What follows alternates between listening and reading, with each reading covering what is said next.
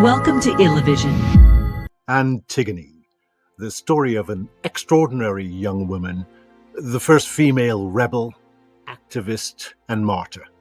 She defied authority, fought injustice to the death, and was afraid of no king or man. I, whom no man's frown can frighten. Sophocles' Antigone had already shown herself to be of the highest moral character when she dutifully cared for her blinded father, King Oedipus. Oedipus was infamous for having unwittingly married his mother and unknowingly killed his father, Laius, though Laius got all that he had coming to him. That for another episode. Oedipus was exiled from his kingdom, Thebes, and in the face of this adversity, Antigone loyally stayed at his side until he died. And this is where the Antigone story of great strength, resilience, and moral fortitude begins. Following Oedipus's death, his throne passes to his two sons, Polynices and Eteocles. They decide to share leadership, one ruling for 1 year and the other the next when they swap again. As you can imagine, this does not go as planned. Power, as we have seen throughout history, is not easily relinquished. At the end of his year of rule, Eteocles refuses to give up the throne. The angered Polynices wages war against Thebes and his brother, and the two end up killing each other. With the brothers dead, the crown falls to Créon, who is brother to Oedipus's mother.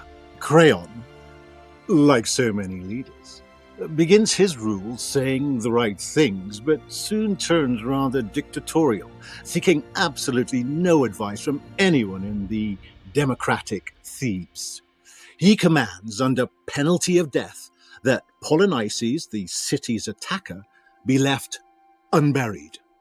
He states that none shall bury him or even mourn. He must be left all ghastly where he fell, a corpse for dogs to maul and vultures to pick his bones. In those times, that was a terrible fate, as it would prevent Polynices' passage to the afterlife in Hades. Antigone defies the king, covers the body of Polynices with earth, and performs funeral rites. Antigone is caught and brought to the king, unflinching and resolute, perfectly aware of her fate, death. In an exceptional display of strength, she confronts Créon, viciously asserting his lack of authority to dictate the fate of the dead.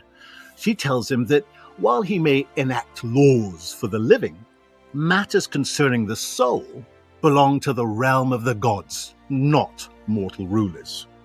And her arguments are presented with some disdain and venom. I never thought your moral edicts had such force that they nullify the laws of heaven. Regarding her lack of fear of King Créon, or any man, she states, And I, whom no man's frown can frighten. It is remarkable the strength she shows as she is speaking to a king in what was a particularly male-dominated world.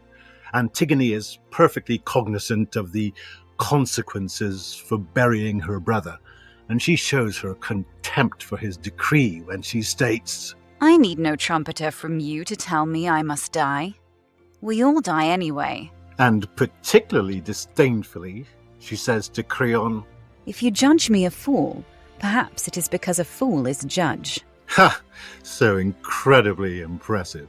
What is even more astonishing is that she is probably no older than 16 years of age, and she could have been as young as 14. Yep, between 14 and 16 years of age. Antigone is led away to her death, to be buried alive, entombed in a cave, never to exit.